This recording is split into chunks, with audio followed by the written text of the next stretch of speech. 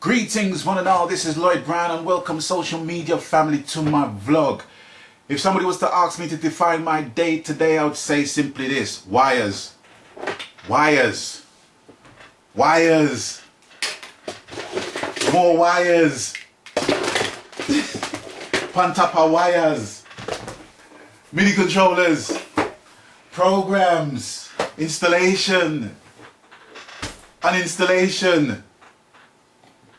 Dodgy USB microphones. It's not dodgy, it's just still a good bit of kit, but the computer ain't recognizing it. But anyway, on to the tutorial that I promised with a couple of disclaimers in relation to the EZdrummer 2 piece of software. Absolutely love it. Check it out. So here we have the EZdrummer 2 interface. Now before I go any further, a couple of things I need you to know. This is not a screen capture tutorial, simply because my screen capture software is not playing right on my laptop and I don't want to risk my laptop getting jacked up over a tutorial, because I've got more expensive pieces of software in editing and I don't want to have a nervous breakdown trying to sort it out. So anyway, so here it is. Another thing is that the sound that you're going to hear is going to come from the left hand side, because my monitors are on the left. So when you hear the sound coming from the left hand side, there is nothing wrong with your equipment. It's just coming from the left, because that's where my monitors are and my screen's on the right and my camera is doing a 90-degree turn to the right from the proximity of where the speakers are. Okay, got that? Good. Let's move on. Here we have the EZdrummer 2 interface. I absolutely love this software. And when you get this software as standard, you get the basic drum kit by clicking here. Well, it's already here on the screen, and I'm going to use my mouse to click.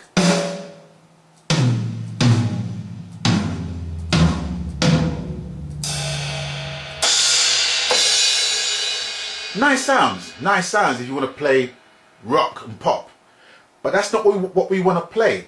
But let me go into another kit that comes as standard, which is the EZdrummer 2 Vintage Basic preset, and it is pretty basic, as you can see. Now you can see the orange stripe basically going to the right. What that is doing, that's loading up all of the samples that's contained in the kit. And the one thing EZdrummer 2 has over EZdrummer 1 is the simple fact of the loading times being much quicker than EZdrummer 1. I had no problem with EZdrummer 1 in terms of the time. As long as it took its sweet time in loading it up, the capabilities were the same. Do you know what I mean? They were the same. But this one, the capabilities are more greater still, I have to say. But if I just had EZdrummer 1 for the rest of my life, I would not complain. So here we have the two kits as standard. But if you had EZdrummer 1, you would have the pop rock drum kit and the cocktail drum kit.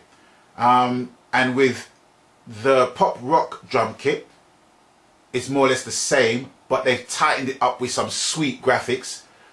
Looks a lot better. But like I said, doesn't change the sound. Do you know what I mean? So you have the basic and you have the cocktail brush. So that's what you basically have. I think you have those four kits as standard if you had EZdrummer 1 and you've upgraded to EZdrummer 2. I actually got EZdrummer 2 for free because I had EZdrummer 1 and I bought that like 8 years ago. Right, so those are the kits that you're going to have on offer to play with out of the box. But you don't want to see them, you want to see some reggae drum kits, right? So here we go. Here's the reggae drum kit with the 6 presets as standard. Let's go into some wet roots. Okay, and as always, top right hand corner, you see the orange stripe going across. That's loading up all of the sample sounds. Now a quick little side story into this drum kit. Now this drum kit was sampled at a studio called Rubber Dub Studios in Germany. Now the thing that kind of niggled at my brain was, how come they use some white guys to play reggae music and to sample the reggae drum kit. I'm not being racist when I'm saying that. I'm just thinking, well, if you want the real authentic reggae, you would go to, I don't know, Sly Dunbar, Willie Stewart, Horseman. Do you know what I'm saying? You know what I'm saying? You know, whoever that's steeped into reggae, that's got reggae going through their veins. You know what I'm saying? But I looked at some other software and I saw that Sly Dunbar actually had his own drum programming stuff in Native Instruments. So, you know, so maybe Sly was licensed, had an exclusive license deal to Contact, and he couldn't do this. So that kind of answered my question. But for me, at the end of the day, EZdrummer 2 makes it so accessible to customize your own style of drumming. It doesn't matter who plays, as long as they're playing a nice steady one drop, a nice steady ska swing beat, what have you, as long as they're playing all the drums in the right order, in the right style, the right syncopation. I don't business who plays at the end of the day, because I'm gonna make it sound different to what they're basically playing.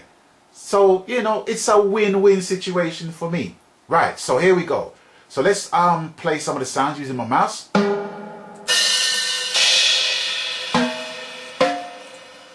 Oops, I'll go into that in a minute.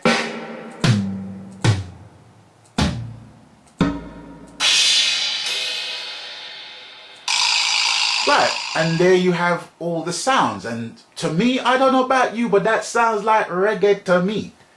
That spells reggae. Right, so on the top, you've got the top tabs here. Second tab is browser. I'll go into that in a minute. Search, I'll go into that in another video. And mixer, I'll go into that briefly on this video. But let's go back to the drums, okay? No, let's go back to the browser, because we've already established the drums and what they can do. So we're going to go into 3 drop down menus, but they're going to go from left to right. So here we have the libraries, the add-on packs. So let's go straight into the reggae library, and we have roots and Jamaican ska. The roots is basically the one drop, and you have the straight and the shuffle. They call it the shuffle, but I call it the swing. Same with Jamaican ska. Straight 4/4, shuffle 4/4. I call it the swing. At the top here, you can preview the files in its original tempo. You can alter the tempo by playing it double or half. Reason being, as I explained in my last video, going through easy keys, and also the velocity that you can play them at. Okay, right. So let's go into the loop that you are familiar with by the loop that I played in my video, which is Jamaican ska, straight 4/4, beats 120, and variation 3. So let's just play that just to make sure. 3 Babylon try to make I and I run. Oh oh, oh oh oh oh. 3 Babylon try to make I and I run. Oh oh, I like the sound of that. Right, so let's come out of that. So all we need to do is just grab that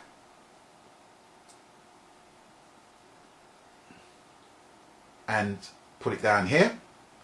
And what I'm going to do, I'm going to oops,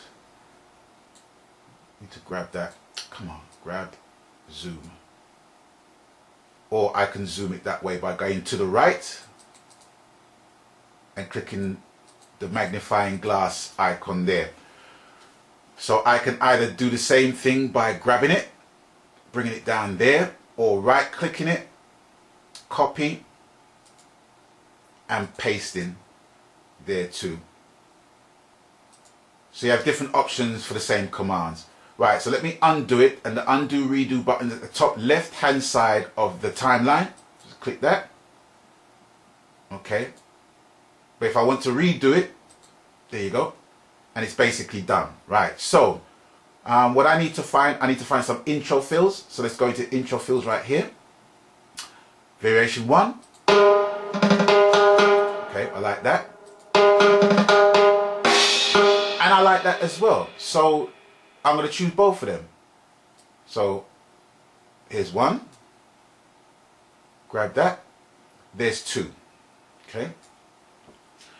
Right. So what I need to do, I need to put the intro one here at the start.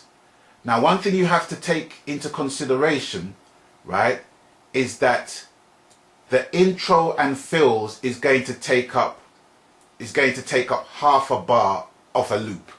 So what you need to do with each loop, you need to take each loop and cut it by half a bar, so that the fill can take that up and the length will be the 8 bars. Okay? Same with this one here. But I'm only going to use these 2 just as an example. Okay? So I'm going to click on the loop button here. Okay. So here we go. So I'm going to play that. Let's just set it from here. And play. Yeah. Yeah, yeah, yeah, yeah, yeah, yeah, yeah. Da da da da da da da da da da da da da da da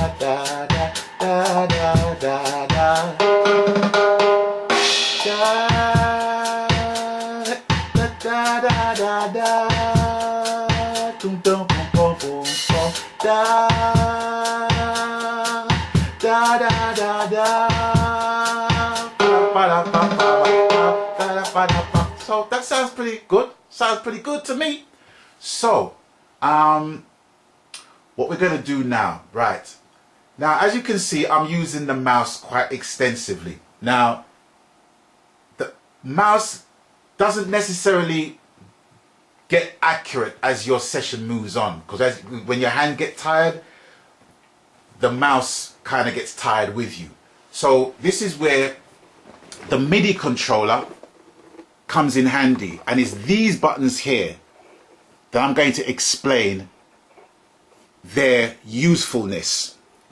See, there's the whole thing right there. But it's these buttons, these babies, that's going to make your whole life a lot easier. So I've got one plugged in earlier, but just to see if it's connected, I'm going to click on settings at the top, audio MIDI setup, click on that, scroll down to MIDI device, and there I have my Oxygen 25, which is my MIDI controller, and my UA25, which is my sound card. So that's okay, that's all done, it's all blessed. Now, here's a nice little tip. In order for me to use these buttons without having to press a mouse, it has a function called MIDI Learn, where you can just hover over each button, right click it, oops, start again, right click it, and it has the drop down, MIDI Learn, right? So when I click MIDI Learn, it will isolate that button from everything else, okay? So it's looking for the button that is associated with my MIDI controller, and I'm going to press the button right now. So that's already done. So the next one is going to be the play button. Same thing with that, right click, MIDI Learn, isolate the button, press play. Done. Left hand side, stop button, right click, MIDI Learn, press the stop, done deal. Right, just to show you, I'm going to put the mouse way in the middle of the interface, and I'm going to press the buttons on my controller right now. I'm going to press the play.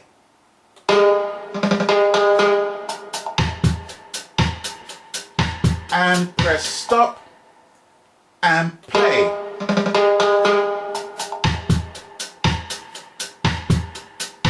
Okay, now this extends to the mixer. So let's go to the mixer real quick.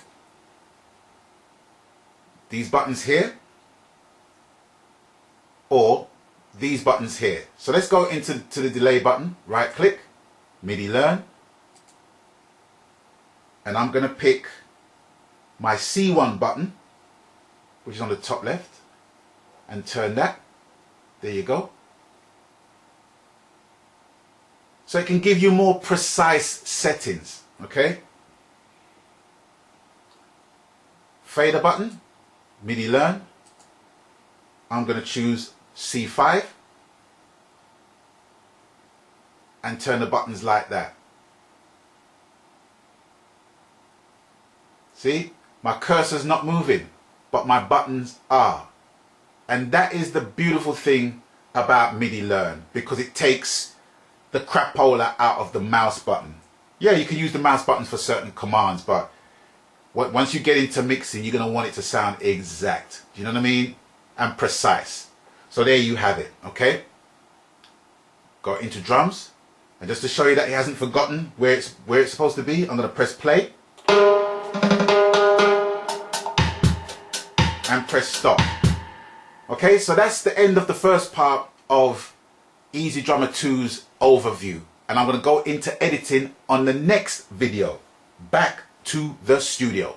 And there you have it, ladies and gentlemen, part 1 of a series of tutorials in relation to EZdrummer and what that baby can do. So stay tuned for the next one. It's coming very, very soon. So with that, I'm going to bid you guys adieu for now. And as always, you done know the coup.